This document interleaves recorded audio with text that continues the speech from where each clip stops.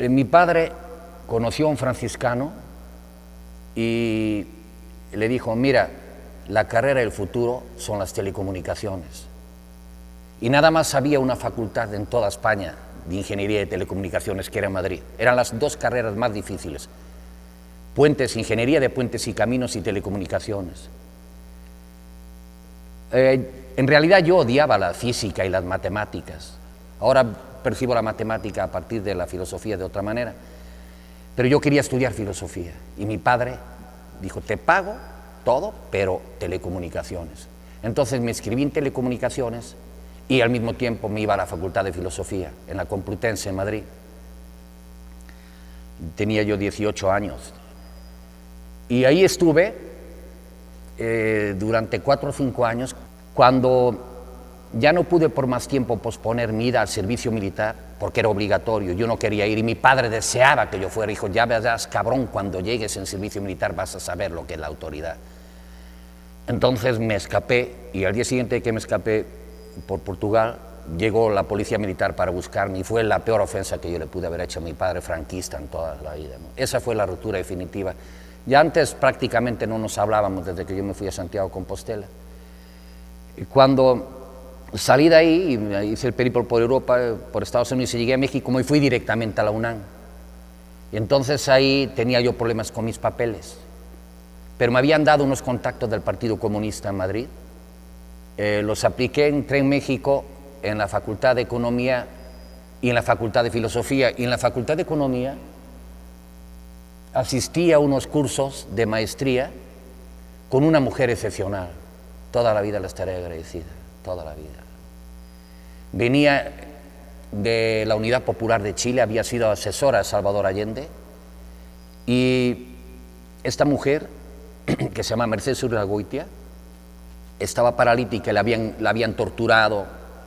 Era un caso realmente de sobrevivencia, pero con ella habían venido también todo un conjunto de economistas dependentistas: Teutonio dos Santos, Rui Mauro Marini, Vania Bambira, en fin, era todo un contexto de esos economistas que llegaron a México y establecieron un cambio radical en la percepción de la economía. Se llamaban los dependentistas, que pretendían la sustitución de importaciones con un modelo propio. Y lo interesante de este curso, que fueron 2 años, es que yo era la parte filosófica del curso, porque no habían leído ellos a los filósofos alemanes. O sea, ellos no sabían de dónde venía todo el marxismo. Lo leían en Marx, pero no sabían lo que era la economía política inglesa. La economía política inglesa es heredera natural de la ideología alemana. No puedes entender a David Ricardo, a Adam Smith, a John Locke, a Hobbes, si no conoces la filosofía idealista alemana. Y yo le explicaba esto y nos servía muchísimo para entender el curso que ella daba, porque eran modelos de transición en concepto marxista de formaciones sociales con base económica y superestructura. Cómo pasas de un modelo esclavista al feudalista, del feudalista al mercantilista, del mercantilista al capitalista, del capitalista al socialista y por último el comunismo. Entonces ese concepto, dentro de mi visión metodológica, era ideal, porque yo siempre fui muy metodólogo en toda mi disciplina diaria, y lo que ellos no podían entender filosóficamente, la relación entre las partes, la determinación de la totalidad, o sea, el concepto holístico, se complementaba con toda la experiencia económica que tenía esta mujer y los alumnos que había.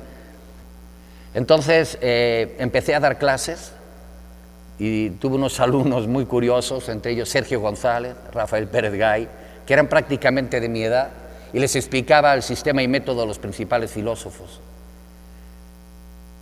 Y ahí llegó este filósofo argentino, que era un filósofo que no tenía que ver nada con el materialismo histórico ni el materialismo dialéctico, pero que era un gran conocedor de la filosofía de la matemática. Y dio el curso de filosofía de la matemática de doctorado en la Facultad de Filosofía. Entonces yo también me inscribí ahí. Pero ahí empecé a descubrir lo que es la matemática como estructuración armónica del universo. Y fue una complementación genuina para mí. En ese tiempo, que fueron hasta finales de los 70, formé una utopía grupal. Fue mi primera experiencia utópica y analizábamos a todos los utopistas. Desde la República de Platón, Campanella, Moro, Bacon, Saint-Simon, Fourier, el Código de la Comunidad de Samí, en fin, rastreamos todo lo que había sobre experiencia utópica, pero no experiencia hippie. Éramos muy estrictos, muy ordenados, y éramos profesores, hombres y mujeres, y compartíamos todo. Era una maravilla, hasta que tronó. Yo me fui de una gira con un grupo de musical que en aquel entonces era, yo creo que una de las propuestas más originales, se llamaba La Nopalera. Y La Nopalera invitaba, eran dos hermanos de San Luis Potosí muy talentosos, se invitaban a determinados grupos, gente de grupos, a que participaran con ellos. Grabaron 5 discos, entre ellos estaba Cecilia Toussaint, en fin, era como un poco más allá de lo que en aquel entonces estaba de moda, que era el nuevo canto. Y me fui con ellos, y mientras ellos tocaban entre rola y rola, yo echaba mi discurso, leía mis poemas de la parte de Cecechuco, de los casi 10 libros que tengo inéditos de la poesía filosófica, con una carga muy violenta, muy beligerante, muy politizada, esa poética. Y en una de esas giras conocí a Agar. Entonces dije, bueno, ya he vivido todas mis experiencias previas a la relación fundamental, que es la de pareja. Entonces propuse hacer la utopía de pareja y nos dedicamos a recorrer todo el sureste para ver dónde la íbamos a enclavar. Para mí era el mar fundamental, porque como yo viví de chico al lado del mar, me fascinaba la pesca.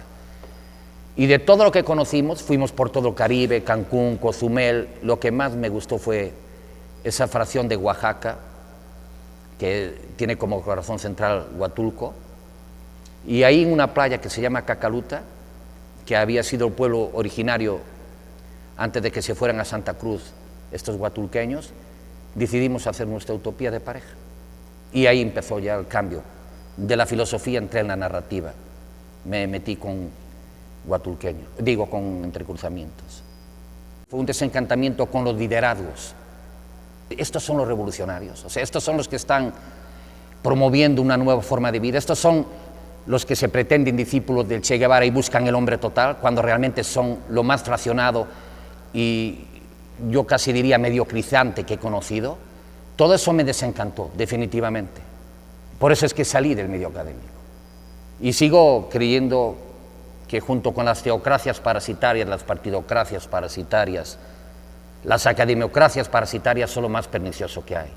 Porque en el mundo universitario es donde debería estar el germen de cambio. Y vi cómo ese germen de cambio era regresivo, como de lo que se trataba era simplemente acceder al poder, como sucede con los partidos y con los movimientos religiosos, al poder por el poder mismo. Y una vez que llegaban al poder, cerraban todas las puertas a cualquier propuesta innovadora. Entonces el desencantamiento sí vino, pero curiosamente fue un desencantamiento que coincide con un desencantamiento generalizado a nivel global. Por eso ahora, ya después de todos estos años de experiencia, he llegado a la conclusión que las revoluciones ya no tienen ninguna razón de ser. No creo en las revoluciones como posibilidad de cambio. Todas las revoluciones, como Saturno, devoran a sus hijos.